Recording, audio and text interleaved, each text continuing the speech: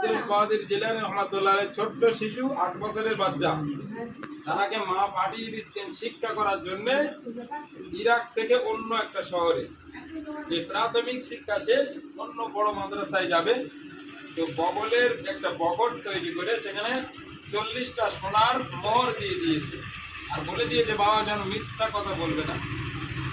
যখন সওদাগরদের সঙ্গে বাণিজ্য করতে যাচ্ছে চলে যাচ্ছে, হঠাৎ করে রাস্তায় গিয়ে ডাকাত হামলা করে, আগে ডাকাত ছিল বেশি, তো ডাকাত যখন হামলা করেছে সমস্ত মানুষের কাছে গিয়েছে, মেরে ধরে যা যা টাকা পয়সা সম্পদ যা ছিল সব নিয়ে নিয়েছে।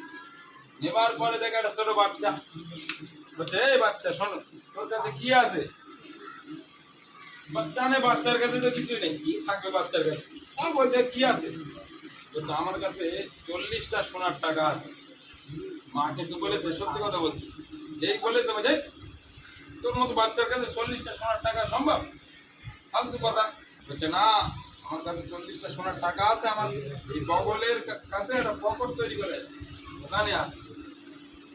এই ডাকাতেরা দেখার সঙ্গে সঙ্গে পকেট চেক করছে চারিদিকে, কোথায় টাকা? কই টাকা নেই কিছু, মিথ্যে কথা বলছি? না, আমার আম্মা জান আমাকে শিক্ষা দিয়েছে কখনো মিথ্যে কথা বলবে না। আমি মিথ্যে কথা বলছি না, আমার কাছে আছে। কোথায় আছে? আমার এই বগলের পকেট তৈরি করা আছে, এখানে আছে। যখন দেখালো ওরা দেখি অবাক, বলছে বাবা তুমি যে ছোট বাচ্চা, তোমার তো আমরা কিছু বলতাম না। ডাকাতিরা থেকে ছোট ছোট বাচ্চা